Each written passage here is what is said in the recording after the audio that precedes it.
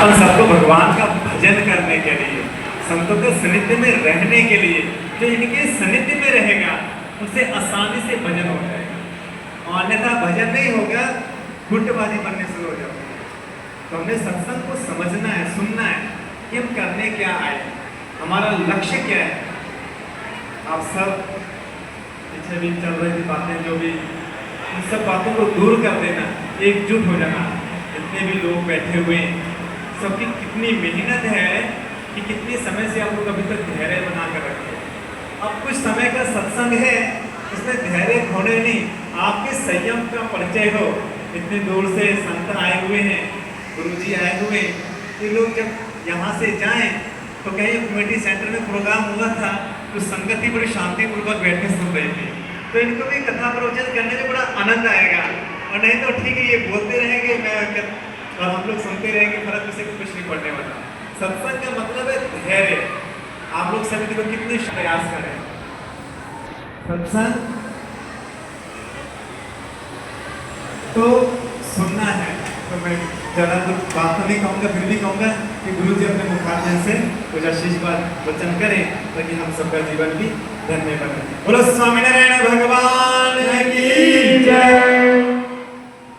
देखिए, जो हमारे कंट्रोल साहब हैं उन्होंने दो शब्द के लिए कहा है, मैं तो क्षमा करती हूँ, मैं ज़्यादा समय तो ले ही नहीं सकता, पर फिर भी जो सामने आपने याद किया है, आप बैठे हैं, तो बस लेकिन ये दो शब्द में ही ज़रूर थोड़ा सा प्रयास करूँगा कि उसमें से आधा आधा हमने दोनों ने किया है।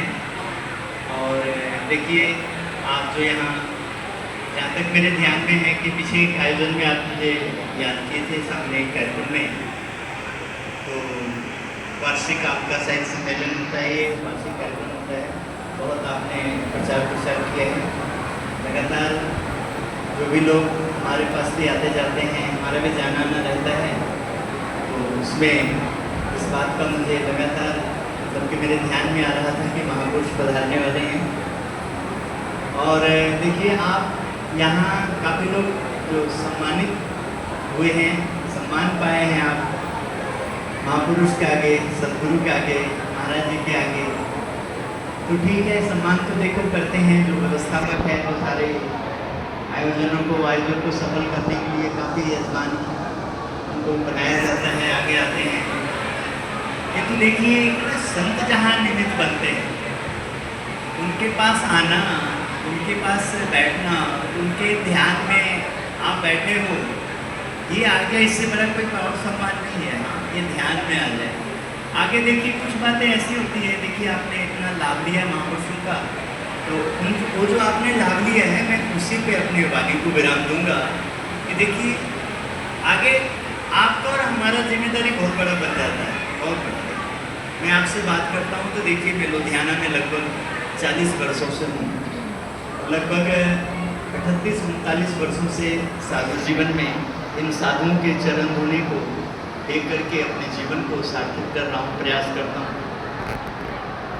तो इनमें जो मैं पंजाब में जो आप सब जो प्रवासी गिने जाते हैं, जो आप लगभग कह सकता हूँ कि 90% हो सकता है, 99% या 95% आप लोग बिहार से लगभग ज़्यादातर संख्या आपकी है। हाँ, उसमें कुछ जैसे हम संत आए हैं, साधु आए हैं, कुछ और आपके मित्र आए होंगे जो उत्तर प्रदेश से होंगे, झारखंड से होंगे, या आसपास यहाँ पंजाब से होंगे। तो देखिए, जो वहाँ का जो कल्चर है, वहाँ का जो संस्कार है, संस्कृति है, देखिए जिनकी हम महिमा गा रहे हैं, सुन रहे हैं, कि बहुत तप है। देखिए, बहुत बड़ा तपस्या है।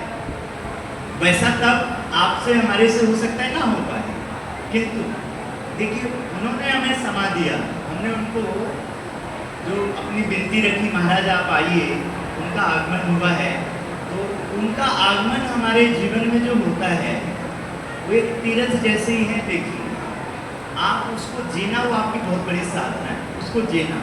हमारे घर में साधु आते हैं, हम साधु के पास जाते हैं, हम संत समागम करते हैं, उनका नाम लेते हैं। अब उन नाम को जीने का मतलब है जीवन में संयम, जीवन को पवित्र रखना, आहार विहार सब में ये बहुत बड़ी साधना है। आप यदि इसको करते हैं, आप इसको जीते हैं, तो आप स्वतः अपने आप इनका प्रकाश आप अपने जीवन में पाएंगे। एक विशेष देखिए, मैं आप सबसे कहना चाहूँगा, आप लोग जरूर ऐसा करिएगा। एक स्वच्छता के ऊपर ध्यान दीजिएगा। स्वच्छता को, स्वच्छ रहना है अपने घर को। आप कहीं जाते आते हैं तो वहाँ जो आप कुछ उपयोग में करते हैं, जैसे पानी का बोतल आपने लिया, पानी पिया और फेंक दिया, तो देखिए इधर हम बोलते हैं वंदे मातरम, भारत माता की जय। लगभग आप काफ़ी लोग कुछ जो उत्तम धाम से कुछ जुड़े हैं, जैसे देखिए आप लोगों के कारण हम यहाँ आए हैं, तो आप देखे होंगे कि अभी हमने 15 अगस्त को जो लगभग 150-200 बाइक रैली निकाली थी, वंदे मातरम, भारत माता की जय, तो याद करिए कि जहाँ जहाँ लगभग 35 स्टॉल थे, देखिए कहीं पर भी देखिए अपने कार्यकर्ताओं को कैसी व्यवस्था होती है कि कहीं पर भी गंद नहीं होने देते हैं। उसी तरह से आज मैं बहुत पहले की बात है, यहाँ फुलवाल के भक्त बैठे हैं हमारे प्रधान जी मोहनलाल गुप्ता जी, आपने वहाँ एक कार्यक्रम रखा था आज बहुत पहले, रेगुलर आप करते हैं, तो एक कार्यक्रम में बहुत भीड़ था और एक सरदार भाई को उस समय साइलेंट थी, हमारे जो म्यूजिक टीम है, हमारे जो संगीत मंडली है, वो भी उस टाइम पे साइलेंट में थे। तो एक सरदार जी ने कुछ बाहर जो व्यवस्थापक थे, उनको एक सरदार जी ने कहा, अरे भाई तुमने महापुरुषों को याद किया है, ठाकुर का दरबार सजा है, और तुम यहाँ ये क्या कर रहे हो, कैसा उत्पात मचा रहे हो, ध्यान से सुनो। मैं आपको कहना चाहूँगा, देखो जो कह रहा है, आप गुरुद्वारा जाते हैं, देखते हैं कितनी शालीनता, कितनी शांति, कैसा डिसिप्लिन है। अब देखिए वही चीज़ हमको करना, अच्छी बातें हमें लेना है। हमारे भी पड़ोस में देखिए उत्तम धाम जहाँ बना है, पिछले 20 वर्षों से मैं वहाँ पर रहता हूँ, तो वहाँ आसपास जरूर कुछ बेले भी बने हुए हैं, वहाँ रेगुलर भंडारा चलता है। लगभग देखिए मंदिर का सब समय लगभग देखिए कि मोटर चलते ही रहता है, क्योंकि आसपास में पानियों की जरूरत होती है, संस्था है, आप लोग सेवा करते हैं, मना किसी को नहीं कर सकते, प्रयास करते हैं, किंतु हम क्या देखते हैं, सब पैसे कमाते हैं, अच्छी अच्छी बातें, अच्छे अच्छे लोग, खाना पीना, बहुत कुछ बंद कमरे में होता है, किंतु थोड़ा सा यदि 19-20 हो गया, कुछ बातें यदि महाराज पंच कर गए, लग गया, तो पूरे मोहल्ला को पता लग जाता है। कई बार तो ऐसा लगता है कि घर की झगड़ा है, पति पत्नी की झगड़ा है, बाल बच्चों की झगड़ा है, और गली मोहल्ले में आ जाते हैं। देखिए कितना इंसल्ट होता है। आप अपने धर्म का, ये जो बिहार, ये जो मिथिला आप कहते हैं, अभी जो देखिए सीता माता का मंदिर अब बनने जा रहा है, हाँ, जैसे अयोध्या का मंदिर, ऐसे सीता माता का देखिए वहाँ भी राम प्रभु का मंदिर है, तब सीता माता का भी देखिए मंदिर का मेरे ख्याल शिलान्यास हो चुका है। तो हम आप सबसे कहना चाहेंगे, जहाँ संत का आगमन नहीं है, साधु संतों का योग नहीं है, चलो गलती हो सकता है, उनका रहन सहन खान पान वैसा है, किंतु जहाँ इन संतों के चरण पर जो लोग ऐसे संतों का समागम पाते हैं, उन्हें जरूर ध्यान रखना चाहिए कि हमने क्या लेके जाना, क्या लेके आए, हम क्यों ऐसा व्यवहार करें जिससे जो हमारे पूर्वज हैं, जो महापुरुष हैं, उनके ऊपर आँच आता है। मैं आपसे भैया 2 शब्दों में, लगता है कुछ ज़्यादा ही हो गया है, उसमें यही कहना चाहूँगा, देखो हम भी लगातार कार्यक्रम करते हैं, हमें मालूम है, जो हम स्पीकर तैयार करते हैं, जो हम जिसको काम देते हैं, हम स्वयं टाइम पे एकदम बिल्कुल पंक्चुअल रहना, समय पर सब कुछ करना।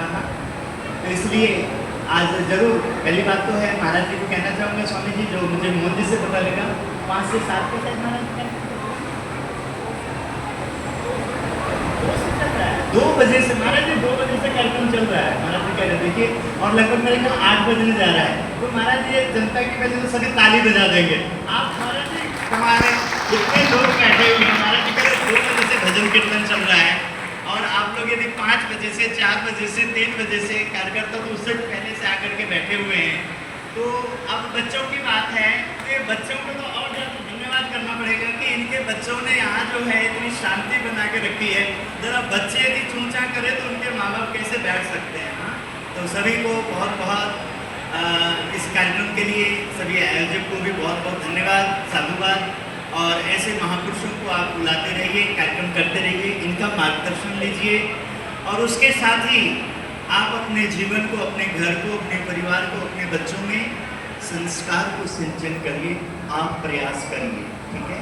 अभी जस्ट मैं 2 या 3 जून से नेपाल में गया हुआ था, काठमांडू, पशुपतिनाथ, पोखर वगैरह, उल्लासम वगैरह, उधर मेरे को बाई एयर उधर ही जाने का बना।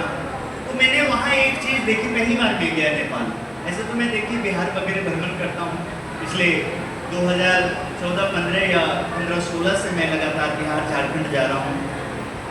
तो मैंने अभी, मुझे अचानक मेरा प्रोग्राम बना, सप्ताह का कार्यक्रम बना, तो मैंने वहाँ एक चीज़ बड़ी अच्छी, बहुत अच्छा लगा मुझे। लोग कहीं भी गंदगी नहीं फैलाते हैं, कहीं भी मूत्र वगैरह नहीं कर सकते हैं, कुछ भी फेंक नहीं सकते हैं। वहाँ ऐसी व्यवस्था है, वहाँ कानूनी अपराध है ये वहाँ पर। और जगह जगह मैंने देखा कि उसी हिसाब से जो है वो स्वच्छता के लिए बाथरूम वगैरह बने हुए हैं। तो और उसके बाद मैंने देखा, जो मैंने स्कॉर्पियो गड्डी ली हुई थी टैक्सी में, तो ड्राइवर साहब बार बार कहते थे कि महाराज जी, पीछे भाई साहब जो है उन्होंने कुछ हमने फल लिया होगा तो वो बाहर फेंक रहे थे। महाराज जी, यहाँ ना अपराध गिना जाता है, हम बाहर नहीं फेंक सकते, यहाँ रख दीजिए, जहाँ पर ये फेंकने की जगह है हम वहाँ पर फेंकवा देंगे। तो बहुत सारी ऐसी बातें हैं। देखिए, हम आपके पड़ोस नेपाल से सीख करके आए हैं, हम प्रयास करते हैं, कहीं भी कोई त्रुटि हो तो हम उसको सुधार करने का प्रयास करते हैं, जो अच्छी बातें हैं।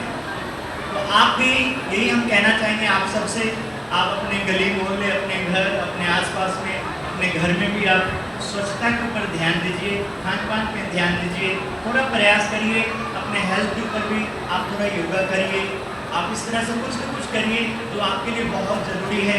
और जो महापुरुषों ने आपको उपदेश दिए, सत्संग दिए हैं, वो हम लोग तो केवल निमित्त मात्र हैं।